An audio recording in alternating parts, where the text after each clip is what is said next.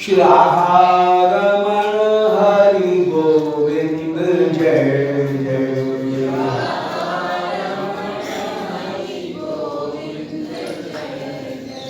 गोविंद जय जय गोपाल जय जय।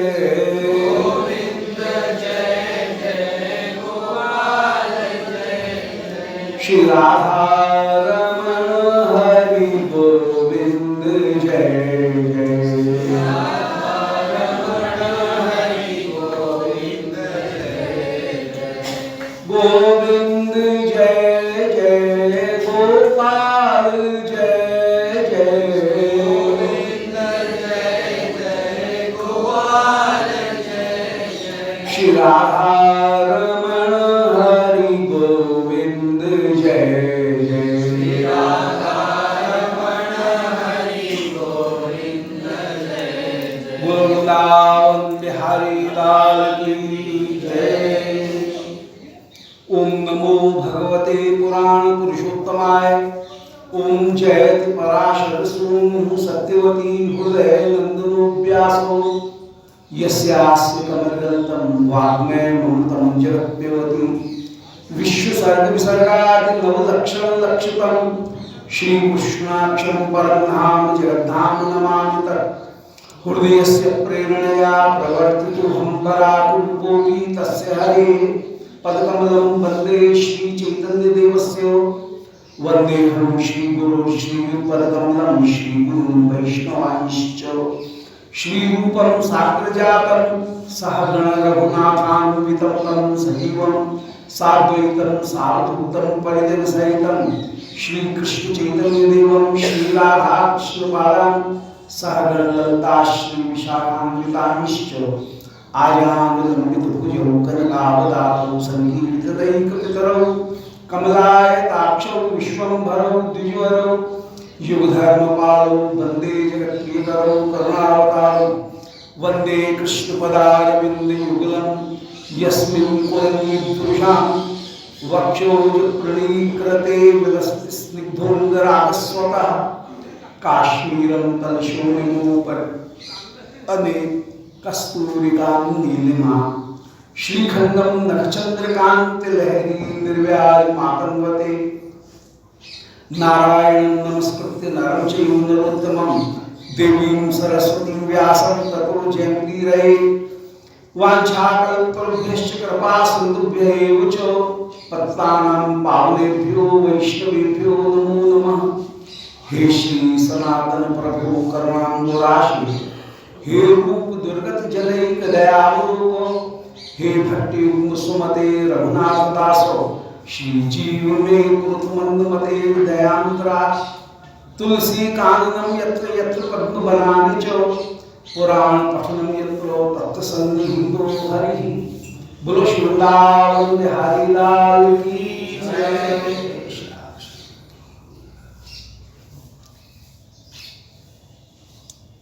श्री दीपावली के परम शुभ अवसर पर सभी वैष्णवों के श्री चरणारविंद में मेरा कोटि बहुत बहुत मंगल कामनाएं।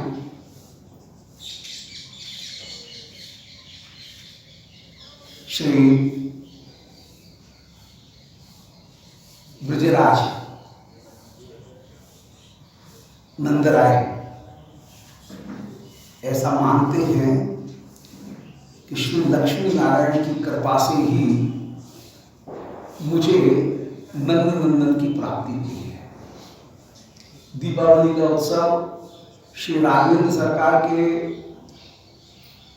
प्रत्यावर्तन के महामंगलमय उत्सव के रूप में तो सर्वत्र प्रसिद्ध है ही, परंतु श्री ब्रजराज नंद बाबा सदा से ये मानते हैं कि श्री नारायण की अपूर्व कृपा के द्वारा ही मुझे ये कन्हैया प्राप्त हुआ है। और उनकी अपूर्व कृपा, उनके अपूर्व वैभव, उनके आशीर्वाद से ही विराजमान है गर्गाचार्य जी। इस बालक की जन्मपत्री नामकरण के समय कह आए हैं कि तस्मात् नंदात्मजोयं ते नारायण समोगुणै, कि हे नंद तुम्हारा ये जो आत्मज है ये नारायण के समान गुण वाला है। ऐसी स्थिति में श्री ब्रजराज भी अपूर्व उल्लास के साथ में श्री दीप मालिका का उत्सव, श्री लक्ष्मी पूजन, श्री नारायण पूजन इनको मनाते रहे हैं। शास्त्रीय परंपरा में, भारतीय शास्त्रीय परंपरा में औपनिषदिक जो पद्धति है उसमें सर्वाधिक उपास्य रूप में, रसों की बात छोड़िए, पंचायत की बात कर रहे हैं। पंचायत में सबसे बड़े यदि कोई है तो कौन? बोल लक्ष्मी नारायण। बस ये तो रस्तों की बात अलग है कि वे श्री प्रियालाल उनको ही सर्वश्रेष्ठ करके मानते हैं और उनके ही अंश रूप में सारे कला अवतारों को मानते हैं। जितने भी श्री नारायण को भी उनका ही तदेकात्म रूप करके मानते हैं। परंतु पंचायत की जहां बात आती है वहां पर सबसे बड़े कौन? लक्ष्मी नारायण। सब त्रिलोकी में सर्वत्र लक्ष्मी नारायण, लक्ष्मी नारायण। तो लोकवत लीला में श्री ब्रजराज भी श्री लक्ष्मी नारायण उनकी समाराधना करते हैं। प्राय अनेक बार, कई बार प्रश्न आया और अनेक बार ये प्रश्न उठता है कि भाई दीपावली का नुकुंज मंदिर के साथ में क्या संबंध है? वृंदावन की जो उपासना पद्धति है उसके साथ में दीपावली का क्या संबंध है? तो उसको ऐसे ही समझना चाहिए जैसा विचार आता है कि पंचायती जहाँ विचार है उस पंचायती लीला में लक्ष्मी नारायण ही सबसे पूज्य हैं और श्री लक्ष्मी जी का विशेष रूप से पूजन का ये दिवस है। श्री नारायण के विभिन्न रूपों में विभिन्न देवता विराजमान हैं और कार्तिक नक्षत्र, कार्तिक मास विशेष रूप से कृत्तिका जो नक्षत्र है उससे प्रारंभ होता है। कृत्तिका से प्रारंभ होने से ही इसका नाम कार्तिक है। तो और कृत्तिका नक्षत्र विशेष रूप से पितरों का नक्षत्र है, इसलिए श्री कार्तिक के मास में यम के दीपदान का विशेष महत्व है और विभिन्न जो देवता हैं उन देवताओं के दान का शास्त्रीय परंपरा से, जो औपनिषदिक परंपरा है, वैदिक परंपरा है, उस वैदिक परंपरा में विभिन्न देवताओं की समाराधना का एक बहुत पहले से, श्री रामावतार तो उसी क्रम में हुआ, परंतु बहुत पहले से, प्रारंभ से ही एक परंपरा जो वैदिक परंपरा चली आ रही है, जिसके भाग होकर के श्री रामकृष्ण इनकी भी जो जीवन पद्धति, इनकी भी जो लीला पद्धति है वो उसी जीवन शैली का एक भाग होकर के विराजमान है। उस जीवन शैली में ऋग्वेदीय अनेक अनेक देवता, उनकी समाराधना करने की पद्धति प्रारंभ से ही बनी रही है और उस स्थिति में धर्मशास्त्र में निर्णय सिंधु, श्री धर्म सिंधु, इनमें जो प्रकरण ग्रंथ हैं उनमें दीपावली पूजन के अवसर पर, दीपावली के अवसर पर यह प्रार्थना की जा रही है और वहां पर यह विधान दिया गया कि गणपति के लिए 1 दीपक, यम के लिए 14 दीपक, ब्रह्मा के लिए 7 दीपक, विष्णु के लिए 10 दीपक, शिव के लिए 11 दीपक, कूपागार माने जहां जलाशय हैं उस जलाशय पर 7 दीपक, नदी में 7 दीपक, बापी में 7 दीपक। इस प्रकार कुल मिलाकर के ये जो 64 दीपक हैं, उन 64 दीपक के दान की धर्मशास्त्र में एक व्यवस्था की गई है। और इसीलिए आज का दिन प्रारंभ से ही श्री राम जी के राघवेंद्र सरकार के आगमन के साथ में तो दीपावली है ही, परंतु इसके पहले से ही भारतीय जो जीवन शैली की पद्धति रही है, जहाँ यज्ञ पद्धति में विभिन्न देवता उनकी समाराधना की जो पद्धति प्रारंभ से ही चली आई, उस पद्धति का पालन करते हुए श्री ब्रजराज भी कहीं ये विचार करते हुए कि श्री नारायण लक्ष्मी की कृपा से ही मुझे लाला प्राप्त हुआ है और उनकी कृपा से ये आगे खूब बढ़ता रहे, ये मन में विचार करके वे भी उत्सव मनाते रहे। देवतागण भी उस समय सारे उत्सव मनाते रहे और उस शास्त्रीय परंपरा को मानने पर जब श्री ब्रजराज इंद्र का समाराधन करते रहे, देवताओं का समाराधन करते रहे, तो देवराज को बड़ा अभिमान हो गया। अब श्री कृष्ण मन में विचार कर रहे कि इस इंद्र को जरा भी लज्जा नहीं, जिन बाबा की पादुका को मैं अपने सिर के ऊपर धारण करता हूं और मेरे बाबा से ये इंद्र स्वर्ग का जलासा राजा और ये चौथ पुजवा करके ले जाए, ये कहां की बात है। ऐसा मन में विचार करके श्री ब्रजराज श्री कृष्ण उनको सहन नहीं हुआ और कृष्ण ने इंद्र पूजन का निषेध करने के लिए, इंद्र पूजन की को निषेध नहीं है, अवज्ञा है, इंद्र की अवज्ञा करते हुए सामान्य से जो नियम हैं उन सामान्य से नियमों को प्रकट कर दिया, जिनमें कोई शास्त्रीय बहुत ज्यादा तर्क नहीं है, व्यावहारिक जो तर्क हैं और नास्तिकवादी जो तर्क हैं, उन नास्तिकवादी तर्कों को ही स्थापित करके श्री कृष्ण ने इंद्र पूजन का निषेध कर दिया और ये कहा कि जो प्राकृत देवता है उसकी समाराधना करने से जीवन के परम लक्ष्य की प्राप्ति नहीं हो सकती। कर्म कांड की एक विधि के अनुसार यद्यपि यम, ब्रह्मा, विष्णु, शिव, कूपागार, वरुण, बापी, इन सबों में दीपदान का विधान किया गया है, पितरों की तृप्ति के लिए दीपदान का विधान किया गया, परंतु ये कहीं स्वल्प फल को प्रदान करने वाले हैं। कार्तिक में विशेष रूप से यम दीपदान का विशेष रूप से प्रार्थना की गई, यम दीपदान का विचार किया गया और ये माना गया कि यम को दीपदान करने से कुल की वृद्धि होती है, पितरों की कृपा की प्राप्ति होती है, इसलिए पितरों को दीपदान और पितरों के राजा यम उनको दीपदान करने से कुल की वृद्धि होती है।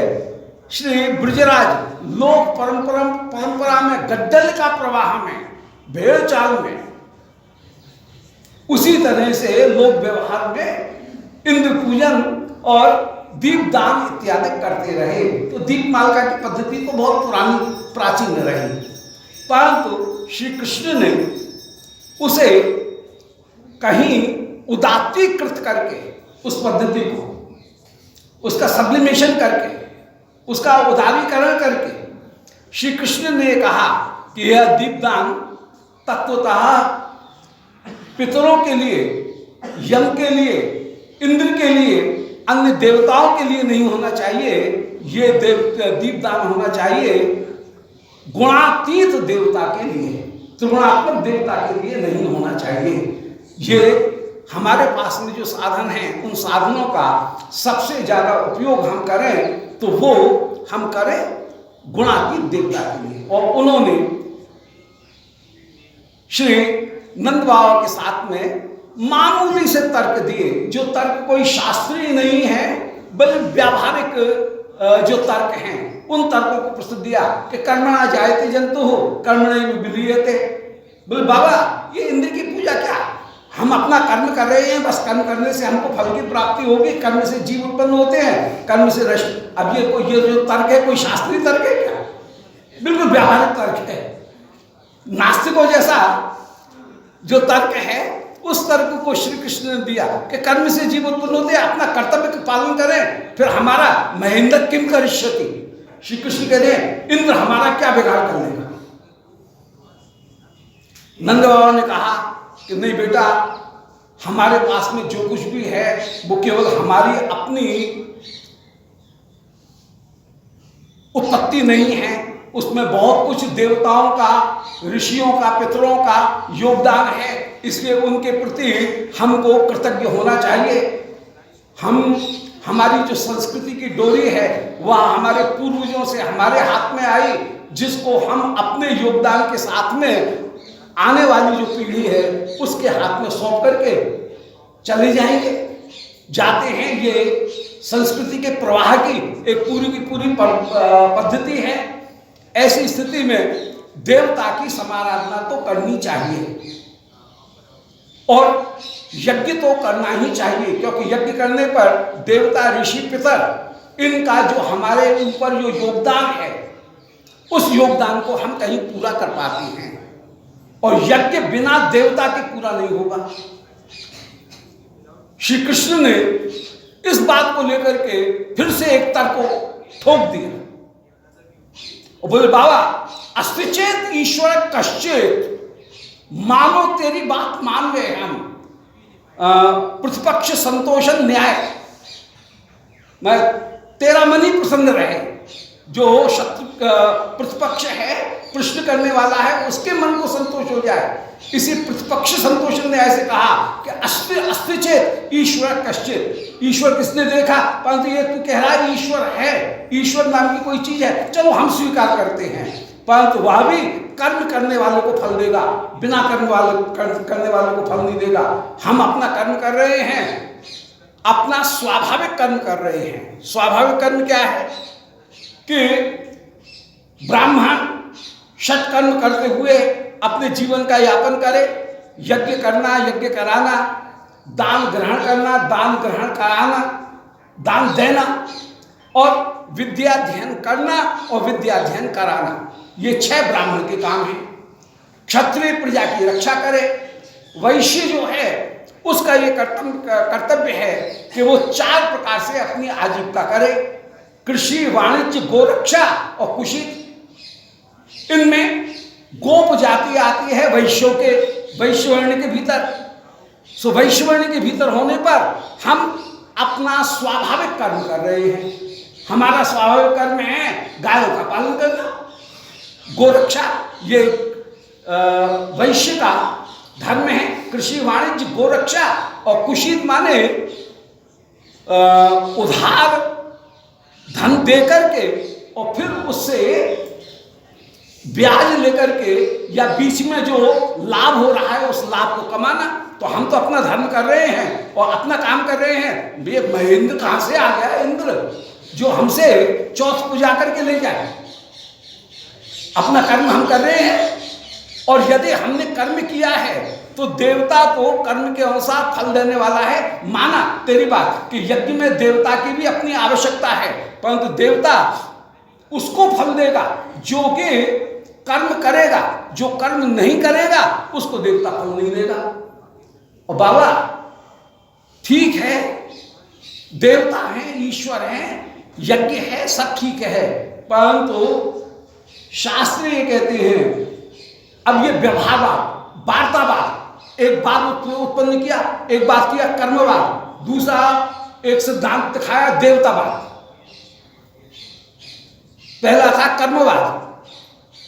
कर्मवाद में कर्म से जीव उत्पन्न होते हैं, कर्म से नष्ट होते हैं, महेंद्र क्या करेगा, एक सिद्धांत। फिर दूसरा तर्क दिया श्री कृष्ण ने, बड़े व्यावहारिक नास्तिकों जैसे तर्क हैं, केवल व्यवहार की दृष्टि से कि इंद्र को के यज्ञ को दूर करके श्री कृष्ण की अपनी पूजा स्थापित करना, ये कोई इसके लिए शास्त्रार्थ करने की जरूरत नहीं है। इंद्र जैसों को तो यूं ही चुटकियों में उड़ाया जा सकता है, और कृष्ण वैसे ही उड़ा रहे व्यावहारिक तर्कों को देकर के।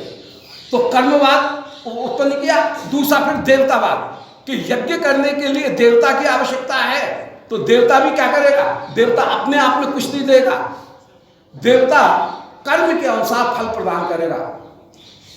तीसरा एक तर्क उत्पन्न किया, बोले बाबा आप जो कह रहे हो कि इंद्र वर्षा करता है, वर्षा होने से खेती उत्पन्न होती है, उससे जीवों की रक्षा होती है, इसलिए इंद्र की पूजा कर लेनी चाहिए, नहीं तो इंद्र नाराज हो जाएगा। श्री कृष्ण बोले बाबा कैसी बात कर रहा है, मेरी समझ में नहीं आ रहा है। अरे रैसा जायते जीवा, रजोगुण जो है उससे सारी सृष्टि उत्पन्न होती है, तमोगुण से नष्ट होती है, सत्वगुण से उसकी रक्षा होती है। सत्व रजतम 3 गुण हैं, इनमें रैसोत्पाद्यते मेघा, रजोगुण से प्रेरित होकर के मेघ उत्पन्न होते हैं। ये इंद्र कहां से आ गया? पूजा करने वाला। अब देखिए कैसा तर्क दे रहे हैं, श्रीमद् भागवत में जो तर्क दिए हैं उनको देखे तो बड़े मामूली से तर्क है। बोले रजोगुण से मेघ उत्पन्न होते हैं, महेंद्र किम करिष्यति, ये तो प्रकृति का चक्र है, तीनों गुण अपने आप कार्य करते हैं, इंद्र क्या करेगा?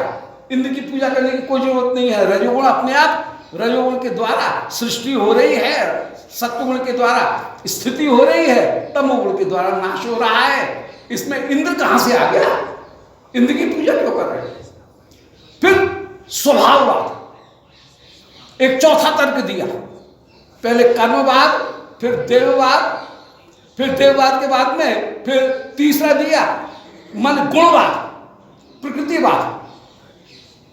फिर एक चौथा तर्क दे रहे हैं श्री कृष्ण, वो दे रहे हैं स्वभाववाद, कि सब अपने अपने स्वभाव में बंधे हुए हैं, स्वभावबद्ध जीव है।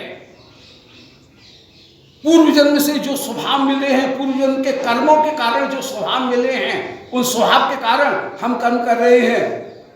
हमारा स्वभाव वैश्य जाति का स्वभाव है, इसलिए हम वैश्य जाति के अनुरूप अपनी गोपालन रूप कार्य को कर रहे हैं। ये महेंद्र कहां से आ गया बीच में, कहां से टपक पड़ा, और ये हमसे कैसे चौथ पुजवा करके ले जा रहा है, हमसे जबरदस्ती हफ्ता वसूल कर रहा है। इसकी गुंडागिर्दी हमारे पास में नहीं चलेगी, यहां पर नहीं चलेगी। ये महेंद्र किम करिष्यति।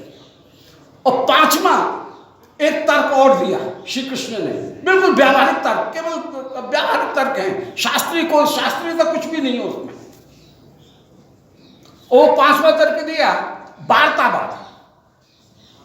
बाबा जिसका जिससे काम चलता है वो ही उसका देवता है। हमने तो ये देखा कि बनिया अपनी दुकान पे जाता है, दुकान के को प्रणाम करता है, दुकान का जो पट्टा है उसके ऊपर पानी छिड़कता है, अपना आसन जो है उसको प्रणाम करता है, फिर आसन पे बैठ जाता है। पंडित आता है तो आसन को प्रणाम करके फिर आसन पे बैठता है। तो जिसका जिससे काम चले वो ही उसका देवता है। हमारा काम इंद्र से नहीं चल रहा है, हमारा काम चल रहा है किससे? सब बाबा बोले बेटा किससे चल रहा है हमारा काम? बोले हमारा काम चल रहा है। अब कृष्ण कहना चाह रहे थे कि सारे जगत का, हमारा ही नहीं पूरे जगत का काम चल रहा है मेरे से। परंतु कृष्ण की हिम्मत नहीं हुई कि नंद बाबा के सामने ये कह दें कि ये प्राकृत देवता की क्या आराधना कर रहे हो, जो गुणातीत देवता है उसकी आराधना करो। बोले गुणातीत कौन है? अब कृष्ण कहना चाह रहे हैं कि मैं हूं, परंतु नंद बाबा के सामने कृष्ण की हिम्मत नहीं है कि वे ये कह दे कि मैं गुणातीत ईश्वर हूं। यदि ये कहते कि मैं गुणातीत देवता हूं तो श्री नंद बाबा कन्हैया के कान उमेच करके बैठा देते, कल का छोकरा हमारे सामने तो पैदा हुआ है और तेरी पूजा करेंगे क्या? तू कहां से देवता हो गया? तो श्री कृष्ण अपना नाम ले नहीं सकते नंद बाबा के सामने, इसलिए श्री कृष्ण ने अपने से अभिन्न गुणातीत जो देवता हैं उनका नाम ले लिया। अपना नाम न लेकर के अपने ही अर्चा विग्रह श्री गिरिराज महाराज की जय, श्री गिरिराज महाराज जो है उनका नाम ले लिया। तो ये अब जो तू बलराम, जो धर्मशास्त्र के अनुसार जो 64 दीपक हैं कि यमाय धर्मराजाय मृत्युवे चांतकाय च वैवस्वताय कालाय सर्वभूत क्षयाय च औडुंबराय दग्नाय नीलाय परमेष्ठिने वृकोदराय चित्राय चित्रगुप्ताय वै नमः नामान्यतान समुच्चार्य दीपांश्चैव चतुर्दश। 14 जो दीपक हैं इनको प्रदान करें।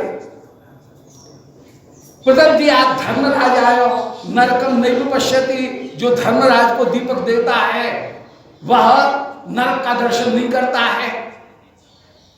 नरक चतुर्दशी के दिन विशेष रूप से जो यम के लिए दीप दान करता है उसको नरक की प्राप्ति नहीं होती है।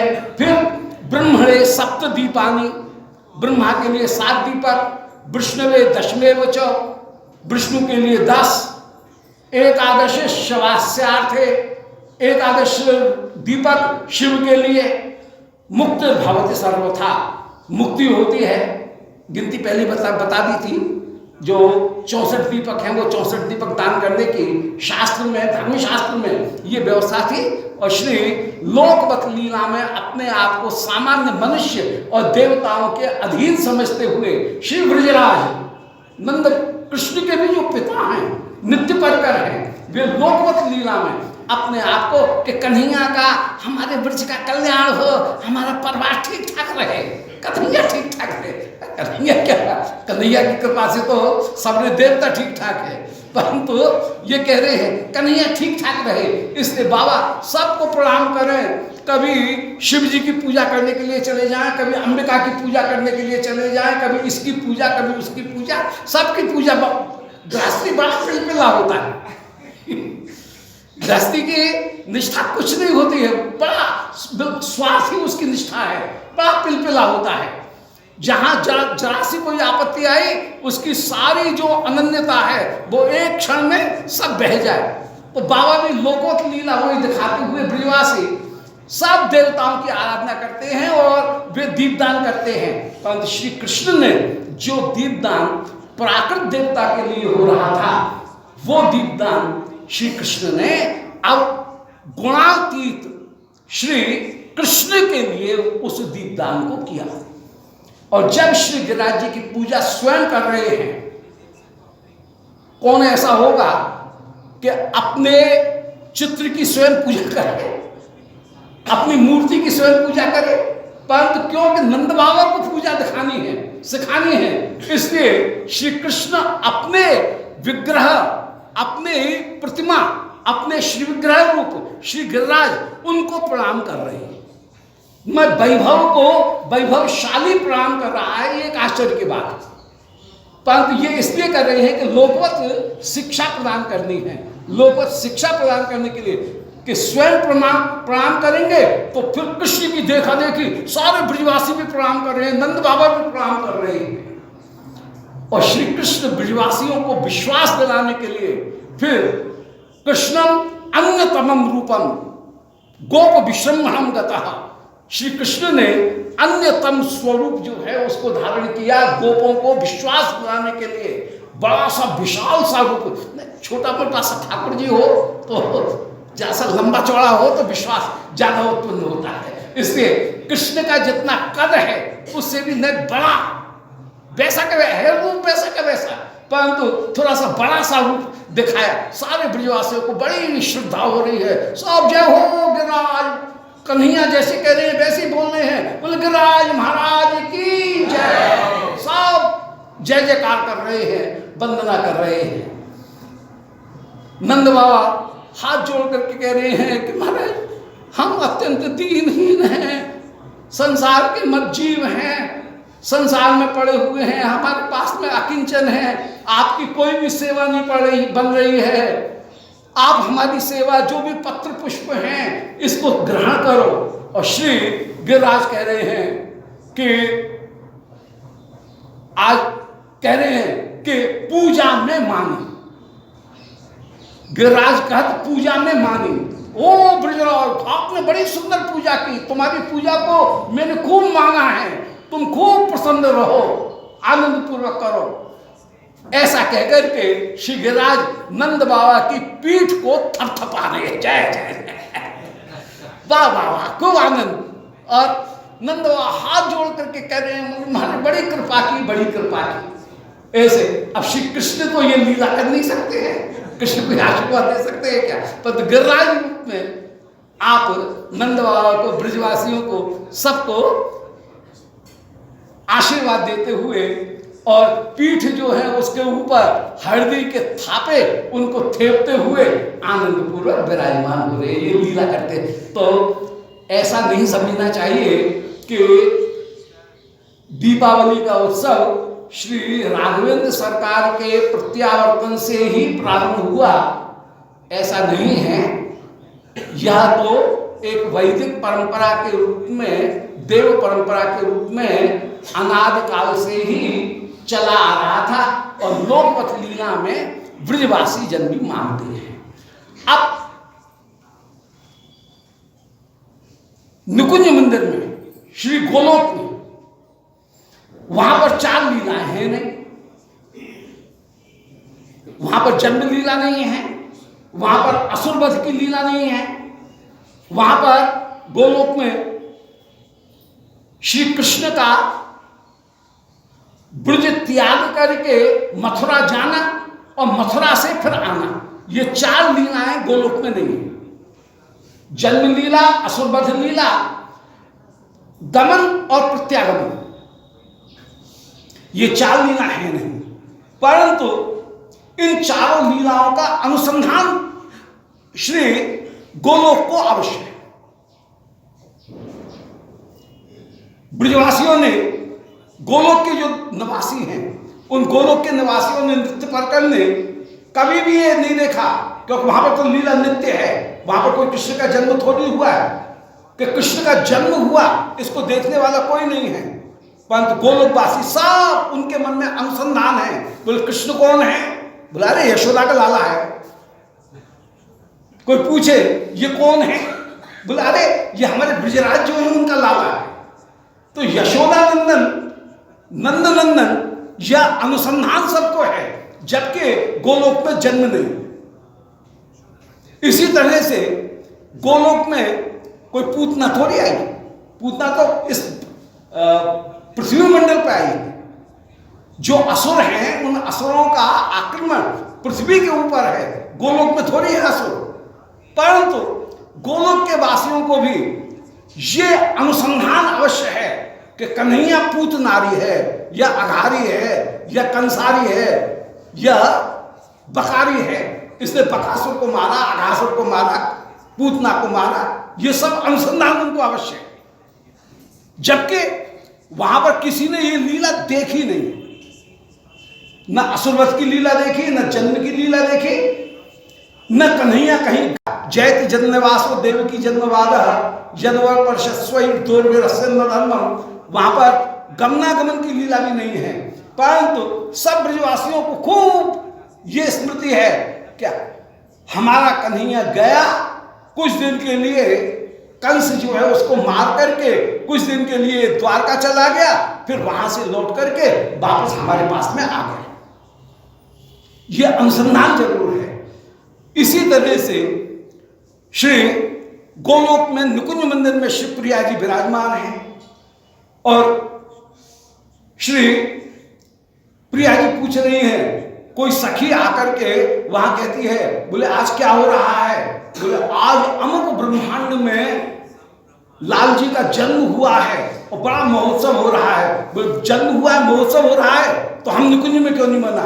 तो निकुंज में भी महोत्सव बनने लगता है। हम निकुंज में जन्म महोत्सव बन जाएगा, निकुंज में भी बन जाएगा। ऐसे आज किसी ब्रह्मांड में वहां पर दीपावली हो रही है तो हम भी दीपावली मनाएंगे। ये उत्सव कहीं मनोरथ श्री निकुंज मंदिर में भी मन सकते हैं। तो ऐसा नहीं समझना चाहिए कि जो दीपक मालिका का उत्सव है वह श्री राघवेंद्र सरकार के कारण ही उत्पन्न हुआ, ऐसा नहीं है।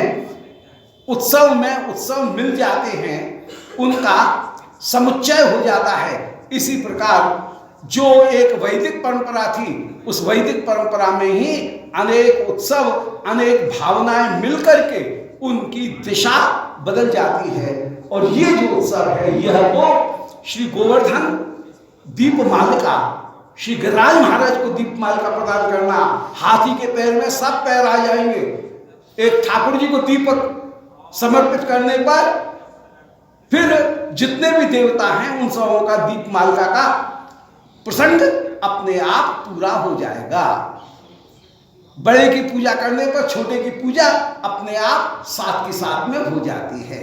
तो ये कहने का प्रकार, तो ब्रजवासियों की जो अपूर्व निष्ठा है वो निष्ठा श्री कृष्ण चंद्र में ही एकमात्र विराजमान, और कृष्ण के परम हित को चाहने के लिए कि हमारे कन्हैया का कल्याण हो, वे सब प्रकार से जितने भी देवता हैं उन सबों को मना करके उनसे यही चाहते हैं कि हमारा कन्हैया आज नारायण की कृपा से हमारा कन्हैया खूब आनंद पूर्वक दिन रात ये उन्नति को प्राप्त करे, दिन रात उन्नति को प्राप्त करे, ऐसे प्रार्थना। बोलो श्री वृंदावन बिहारी लाल की। ऐसे सर्वोत्तम श्री गोवर्धन उत्सव, श्री दीपमाला उत्सव और श्री गोवर्धन उत्सव, उसमें उसके लिए सब वैष्णव गणों की श्री चरणारविंद में वंदन और कोटि कोटि बधाई। कल ठाकुर जी का दर्शन करने के लिए बधाई है। घर पर श्रीमद अन्नकूट उत्सव 2:45 बजे 2:30 बजे के बाद में 5:30-6 बजे तक होंगे दर्शन आनंद से। जब भी सुविधा मिले तो सुविधा मिले तो दर्शन करने की बोलो वृंदावन बिहारी लाल की। अब यहाँ पर श्री पद्यावली के उस दिव्य प्रसंग में 86वें अध्याय श्लोक में कह रहे हैं 86 भक्तानाम सौत्सुक की प्रार्थना, भक्तों की उत्सुकता पूर्वक जो प्रार्थना है उस प्रार्थना का निरूपण कर रहे हैं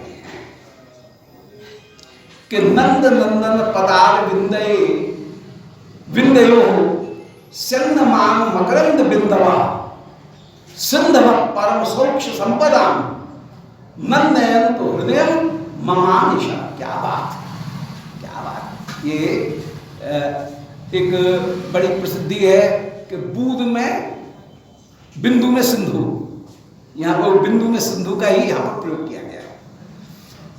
विरोधाभास अलंकार ऑक्सीमोरन, उस ऑक्सीमोरन का बड़ा सुंदर यहाँ पर प्रयोग है कि विशद स्वराज। हाँ, नंद नंदन पदार विंदयो, श्री नंद नंदन श्याम सुंदर उनके चरण कमलों से स्यंदमान मकरंद बिंदवा, जो सुंदरता की, मकरंद माने सुंदरता रूपी मकरंद की, शहद की, मधु की एक बूंद भी जो छिटकती है, एक सीकर भी जो छिटकती है। स्यंदमान माने टपकना, जो एक बूंद भी टपके। मकरंद बिंदवा, जो मधु के एक बिंदु, श्री कृष्ण के चरण हो गए, रूपक है, कृष्ण के चरण हो गए कमल, कमल से जैसे मधु बिंदु टपकती हैं, इसी प्रकार स्यंदमान मकरंद बिंदवा, मकरंद की जो बिंदु हैं वो टपकती हैं, और इनकी एक एक बिंदु में सिंधवा परम सौक्ष संपदा, एक एक बिंदु परम सौक्ष की संपत्ति की सिंधु है। बिंदु कहीं सिंधु हो सकती है, विरोधाभास, परंतु बूंद में यहां पर समुद्र आ गया, यही ऑक्सीमोरन, विरोधाभास के एक एक जो बूंद है वही परम सुख की सिंधु है। अर्थात उस कृष्ण सौंदर्य की कहीं कोई सीमा नहीं है। कृष्ण सौंदर्य असीम अपरिच्छन्न होकर के विराजमान है। नंदयन तो हृदय ममानिशम, ऐसी श्री श्याम सुंदर के चरणारविंद से टपकने वाले माधुर्य की मधु बिंदु वह मेरे हृदय को नंदयंतु, आनंदित करे। जैसे मधु का पान करके, शहद का पान करके चित्त आनंदित होता है, इसी प्रकार श्री कृष्ण के चरणारविंद से निकलने वाली जो सौंदर्य रूपी मधु की बिंदु है वह मेरे हृदय को आनंदित करें। और इन एक एक बिंदु में आनंद के समुद्र समाये हुए हैं। दोबारा सुने, नंद नंदन पदारविंद। श्री नंद नंदन, अब कितना सुंदर सार्थक प्रयोग है नंद। नंद बाबा स्वयं आनंद है, नंदयति आनंदयति तो नंदा। अब उनका जो पुत्र होगा वो भी आनंद रूपी होगा, आनंद का पुत्र तो आनंद ही होगा। तो नंद नंदन जो स्वयं आनंद रूप नंद हैं, उनकी के जो पुत्र हैं, उनके चरण कमल, उन चरण कमलों से बिंदु निकली। बिंदु काय की है? सौंदर्य। चरणों के अपूर्व सौंदर्य है, वो सौंदर्य ही मानो मधु की बिंदु है जो टपक रही है, सिंधमान। ऐसी जो मकरंद की बिंदु है, मधु की बिंदु है, उन एक एक बिंदु में सिंध परम सौक्ष संपदा, परम सुख संपदा उनकी वे समुद्र होकर के विराजमान हैं। ऐसी परम सुख संपदा की सिंधु वे जो श्याम सुंदर के चरणों के सौंदर्य की मधु बिंदु है, वे नंदयंतु हृदय ममान निशम, मेरे हृदय को नंदयंतु आनंदित करे। अनिशम, अनिशम माने निरंतर निरंतर। जहां पर कभी भी निशा आने पर जैसे क्रियाकलाप रुक जाता है, अनिशम कहने का तात्पर्य है कि यह आनंद का आस्वादन निरंतर निरंतर मुझे प्राप्त होता रहे। अनिशम बिना व्यवधान के यह आनंद का आस्वाद मुझे सदा सदा प्राप्त होता रहे। विरोधाभास अलंकार और रूपक अलंकार का सुंदर प्रयोग है। ऑक्सीमोरन है और सिमिली, ये दोनों का बड़ा सुंदर प्रयोग है। उपमा और नहीं, रूपक जो मेटाफर और ऑक्सीमोरन दोनों का बड़ा सुंदर प्रयोग है। नंद नंदन पदारविंदे हो, श्री कृष्ण के चरण कमल रूपी, चरण रूपी जो कमल, उनसे टपकने वाली सौंदर्य रूपी मकरंद बिंदु, वह मुझे आनंदित करती हुई विराजमान। आगे कह रहे हैं कि यह बत्साम समचार्यन इह नहा स्वामी जगो वंशी इत शास्त्रम गदतो में यमुना तीरे दिनम याया। बोले आहा, कब वो अवसर होगा मैं वृंदावन में विचरण करते हुए डोलूं और वृंदावन का धाम का दर्शन करके लीला की स्फूर्ति मुझे प्राप्त हो जाए। कि कभी श्री श्याम सुंदर आप अभी पौगंड अवस्था में हैं, बछड़ा जो है उनको पुकार रहे हैं और एक एक बछड़े के कपोल को चूमते हुए, अपने कपोल को बछड़े के मुख के साथ में लगा करके चूमते हुए कह रहे हैं, बोले ओ बुद्धा, ओ सोहना, ओ मोहना, ओ लक्खी, भूख लग रही है भैया, अभी अभी तेरी मैया आती होगी तो कुछ दूध पिवाऊंगा। ऐसा कहकर के एक एक बछड़े के गले लग रहे हैं और एक एक बछड़े का नाम लेकर के उसे पुचकार रहे हैं, उसे सहला रहे हैं कि अरे बुद्धा, अरे लक्खी, अरे सोहना, अरे मोहना, भैया भूख लग रही है, चिंता मत कर, अभी तेरी मैया आती होगी, दूध पीजो हो। ऐसा कहकर के सखाओं के साथ में, बछड़ाओं के साथ में आप खेल रहे हैं। तो यह बत्साम समचार्य, यहाँ पर श्री कृष्ण बछड़ों को समचार्य मान चरा रहे हैं, उनका लाड़ लड़ा रहे हैं। स्वामी जगो वंशी, कभी किशोर रूप में जब वे विराजमान हैं तो यहां पर हमारे उन स्वामी ने इस बंशी वट के ऊपर खड़े होकर के बंशी बजाई। यहां पर ये उनके वंशी वादन की लीला का स्थान है। इत शास्त्रम गदता, ऐसा कहते हुए आंखों से मेरे आंसू प्रवाहित हों, उन लीला स्थलियों का दर्शन करके लीला का साक्षात्कार हो जाए और उस लीला के साक्षात्कार में अपने आप को भी लीला का एक भाग मानते हुए मैं विराजमान हूं, उस लीला का ही एक अंग मानते हुए मैं विराजमान हूं। इत शास्त्रम गदता, ऐसे आंसुओं के साथ में कहते हुए यमुना तीरे दिनम याया, यह अभिलाषा है उत्सुकता में कि मेरा यमुना तीर पर कब समय व्यतीत होगा, यमुना जी के किनारे घूमते हुए कब मैं अपने दिन को व्यतीत करूंगा। स्वभावोक्ति अलंकार का बड़ा सुंदर प्रयोग है, जैसी लीला है, जैसा है वैसा का वैसा उसका वर्णन कर रहे हैं। अनुशीलित कुंज वाटिकायाम जघनालंबित पीत शाटिकायाम मुरली कल पूजिते रतायाम मम चेतोस्तु कदम्ब देवतायाम।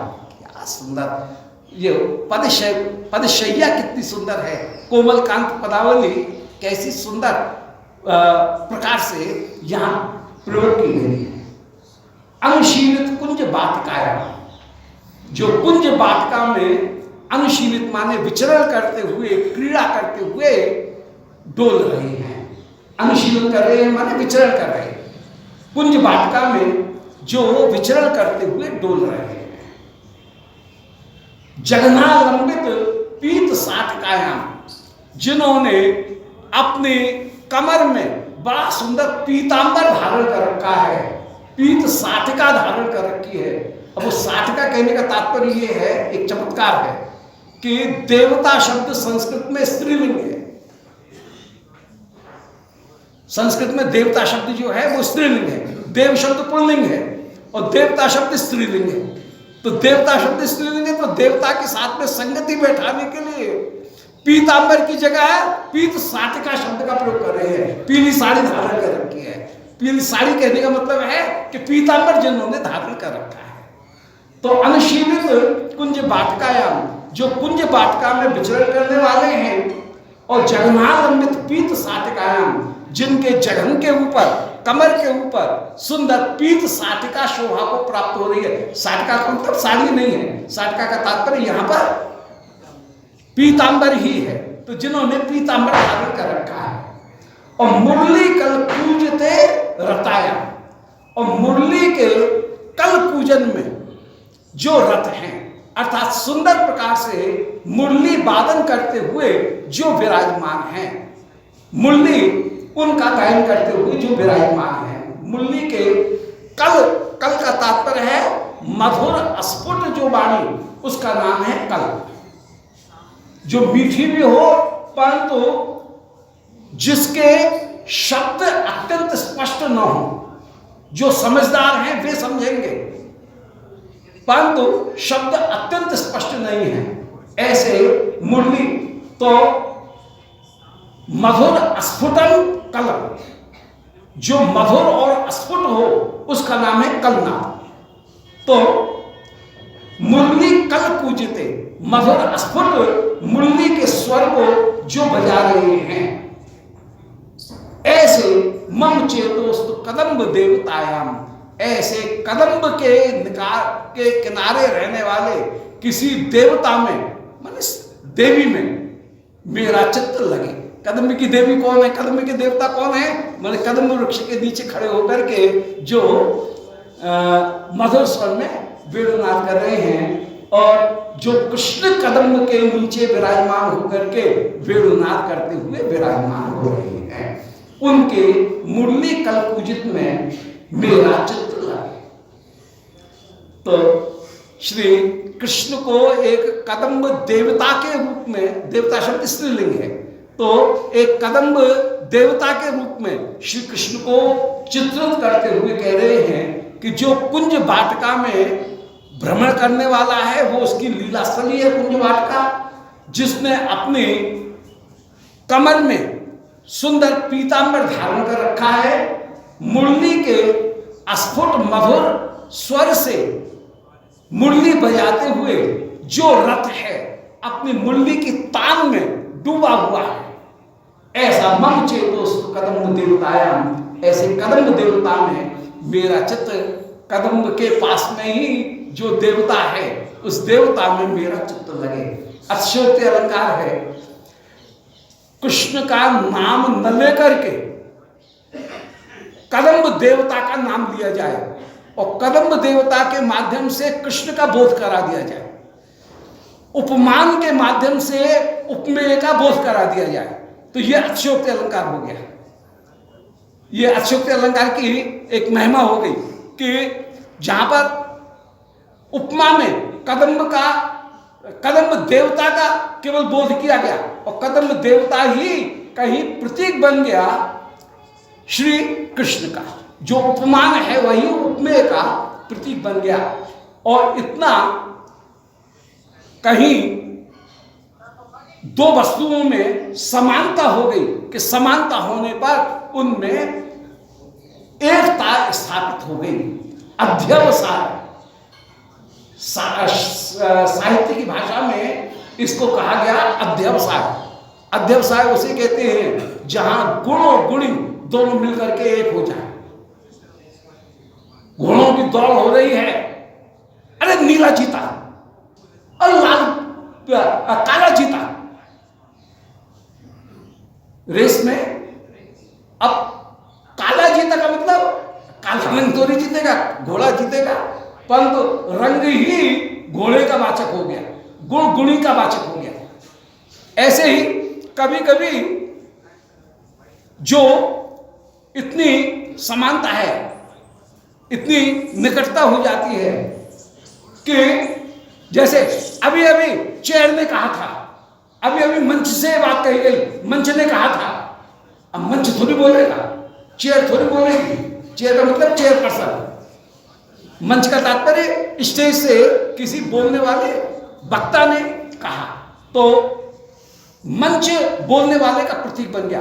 तो आधार आधेय का प्रतीक बन जाए, जहां गुण गुणी का प्रतीक बन जाए, जहां व्यक्ति जाति का प्रतीक बन जाए, ऐसा जो अत्यंत आधार आधेय में एकता स्थापित हो जाना, वो जो गुण है वो गुण यहां पर निरूपण किया गया। तो कदम्ब देवताया, श्री कृष्ण कदम्ब के पास में सुशोभित हो रहे हैं, इसलिए कृष्ण का नाम हो गया कदम्ब देवता।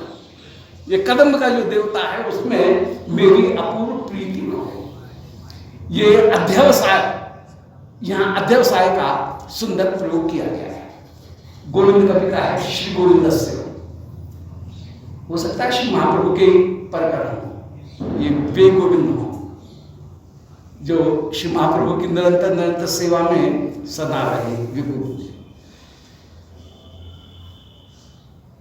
और आगे श्री भवानंद जो है वो भवानंद, उनका शिवानंद से उनके पिता हैं भवानंद, उनकी एक कविता। क्या बात, महाप्रभु का पूरा प्रकट कितना विद्वान प्रकट रहा हो, एक से एक बढ़कर के कितने सुंदर कवि हैं।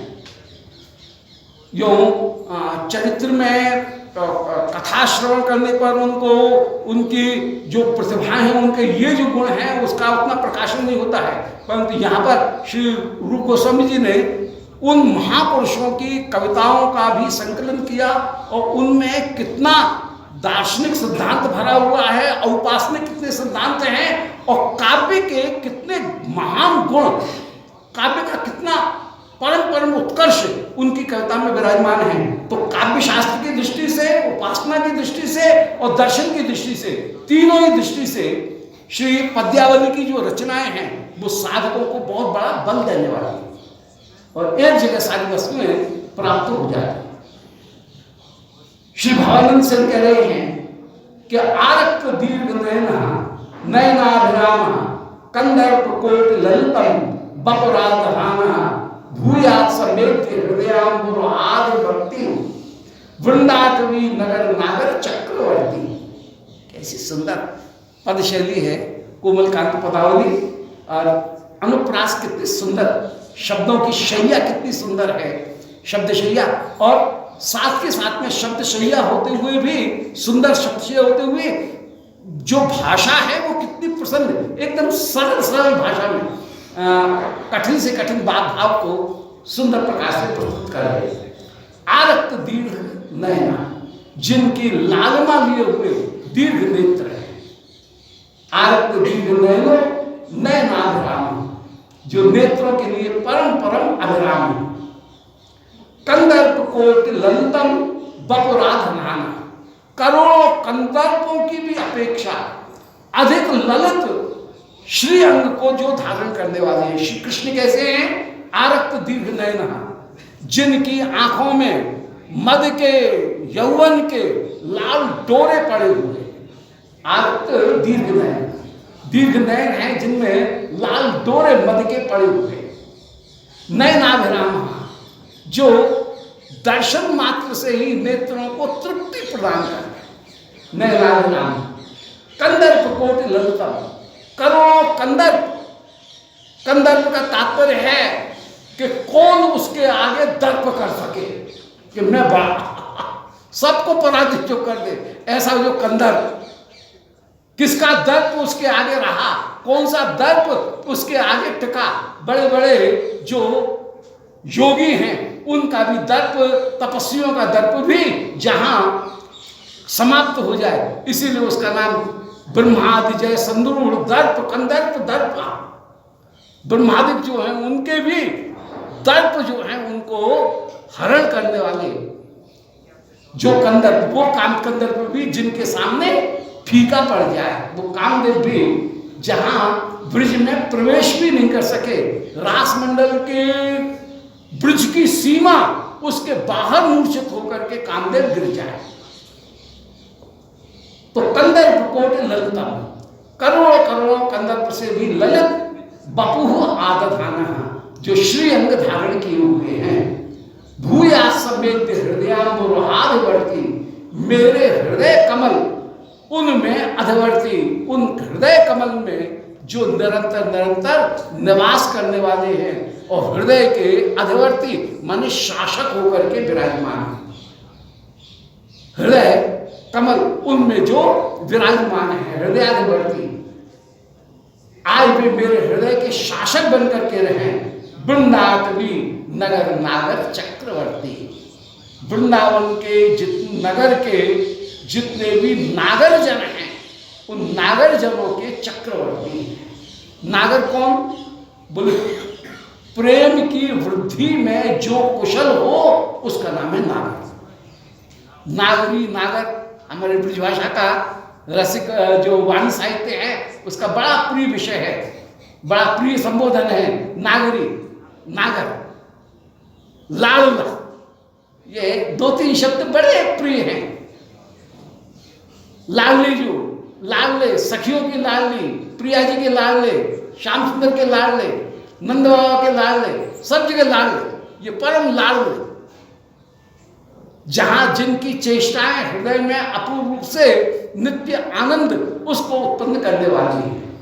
तो नागर शब्द का अर्थ है रस की वृद्धि करने में जो कुशल हो उसका नाम है नागर। ऐसे वृंदाटवी नगर नागर चक्रवर्ती, वृंदावन रूपी जो नगर उसके जो चतुर जन हैं उनके भी चक्रवर्ती होकर के जो श्री श्याम सुंदर विराजमान हैं उनकी जय हो, जय हो। आरक्त दीर्घ नयना, जिनके लालमा लिए हुए दीर्घ नयन हैं, नयनाभिराम, नेत्रों के लिए जो परम अभिराम होकर के प्रिय होकर के विराजमान हैं।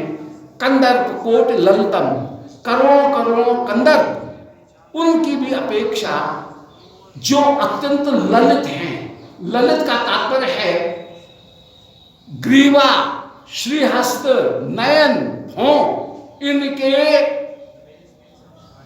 चेष्टाओं के माध्यम से इनकी स्वाभाविक जो चेष्टाएं हैं वो स्वाभाविक चेष्टा भी जहां अपूर्व रूप से भाव को प्रस्तुत कर दे उसका नाम है ललित। ललित है भ्रू, ग्रीवा, अधर, भुजा आदि की चेष्टाओं के द्वारा मधुर रूप में भावों को बिना मुंह से बोले हुए जो प्रकट कर दें उन चेष्टाओं का नाम है ललित। ये थोड़ा बारीक है परंतु इसकी बारीकी यही है, सैक्रिटी यही है कि जहां भ्रू भंगिमा आदि के द्वारा अपूर्व भावों का अभिव्यक्त करने की जिनमें सामर्थ्य है उसका नाम ललित है। और ललित माधव का तात्पर्य भी यही है कि वे अपनी विभिन्न चेष्टाओं के माध्यम से उस भाव को प्रकट कर देते हैं, विभिन्न भावों को प्रकट कर देते हैं। श्री श्याम सुंदर कभी श्री प्रिया जी के बगल में बैठे हैं, जोड़े में, जोड़े से बैठे हैं, थोड़ी थोड़ी दूर पर जोड़े से बैठे हैं हम।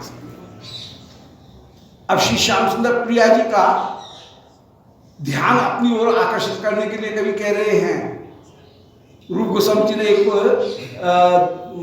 श्लोक दिया, रचना की, उसमें ललित के उदाहरण में कि श्री श्याम सुंदर कह रहे हैं कि अरे वृंदा, आज प्रातः काल के समय मैंने एक सपना देखा। वृंदा जी कह रही है क्या सपना देखा? बोले कोई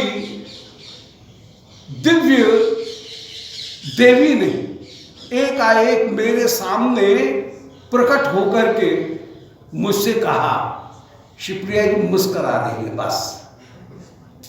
बोले लोग ये सपने में देवी का दर्शन कर रहे हैं, जो जिनके चरणों की वंदना करनी चाहिए उनके सौंदर्य का ये दर्शन कर रहे हैं सपने में।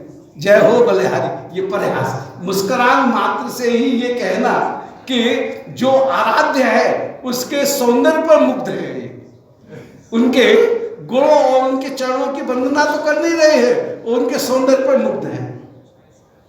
श्री वृंदा जी पूछ रही हैं क्या सपना देखा? बोले उन्होंने कहा कि आज हे श्याम सुंदर, आपको एक रत्नमाला प्राप्त होगी। शिवप्रिया जी उस समय भौं को टेढ़ा करके कह रही है, ललिता जी की ओर, बगल में जो ललिता बैठी हैं उनकी ओर भौं को टेढ़ा किया और भौं को टेढ़ा करके कह रही हैं कि इनको स्वर्ण रत्न माला मिल जाएगी, कौन सी बड़ी बात है, ये तो राजा के बेटा हैं, माला तो ऐसी स्वर्ण माला तो इनके पास में बहुत सी होंगी, तो ये इनके लिए कोई लाभ है क्या? तो ऐसी जो चेष्टा है उन चेष्टाओं का नाम ही है ललित, इसको ललित कहेंगे। जैसे मुस्कान, थोड़ी सी मुस्कान कर दे और मुस्कान करके जैसे श्याम सुंदर की हंसी कर रहे हैं कि आराध्या देवी के चरणों की वंदना तो कर नहीं रहे, चरण का तो ध्यान कर नहीं रहे हैं, उनके मुखारविंद का दर्शन करके मोहित हो रहे। बोले इनको स्वर्ण माला तुमको प्राप्त होगी। भौं को नचा करके कह रही हैं कि स्वर्ण माला इनके लिए कौन सी बड़ी बात है, इनके पास में तो बहुत से स्वर्ण माला है। तो ऐसे वचन जहां भाव को प्रस्तुत कर दिए जाए, केवल भौं को नचा करके, केवल कटाक्षपात करके, मुस्कुरा करके, ग्रीवा को थोड़ी सी टेढ़ी करके जहां अपने भाव को प्रकट कर दिया जाए, उसका नाम है ललित। तो ये परम परम ललित होकर के ये विराजमान है। कंदर्प कोटि ललितम बपु आधाना, ये बपु धारण किए हुए हैं। भूया समेत हृदयाम मुराद वर्ती, आज वे मेरे हृदय कमल के अधिवर्ती होकर के, हृदय कमल में निवास करने वाले होकर के विराजमान हो। हृदय कमल उनमें अधिवर्ती होकर के मान निवास करने वाले हो हैं कैसे? बोले वृंदाटवी नगर नागर चक्रवर्ती, ये वृंदावन नगर के जो नागर जन हैं, नागर माने रस की वृद्धि करने में जो कुशल हैं, उनके चक्रवर्ती हैं। ऐसे भी श्री श्याम सुंदर मेरे हृदय में भी निवास करते हुए विराजमान हो। इस प्रकार श्री भक्तगण जो है वो उत्सुकता पूर्वक ये प्रार्थना कर रहे हैं कि श्री श्याम सुंदर की छवि सदा हमारे हृदय में विराजमान रहे। बोलो वृंदावन बिहारी लाल की जय। कल ये बाबा तो पाठ करेंगे ही, परंतु कल थोड़ी सी व्यस्तता रहेगी, कल सेवा में उपस्थित नहीं पर परसों से फिर कल अन्नकूट का सेवा में व्यस्त रहूँगा, इसलिए कल ये पद्यावली का जो पाठ है उसका कल विश्राम रहेगा। परसों से पद्यावली का पाठ उसी क्रम से चलेगा और जो यहाँ का क्रम है वो सेवा का क्रम बराबर चलेगा। बोलो वृंदावन बिहारी लाल की जय। अवसर मिले तो दर्शन करने के लिए सब पधारें। कल व्यस्तता रहेगी, इसलिए यहाँ पर सेवा में उपस्थित नहीं।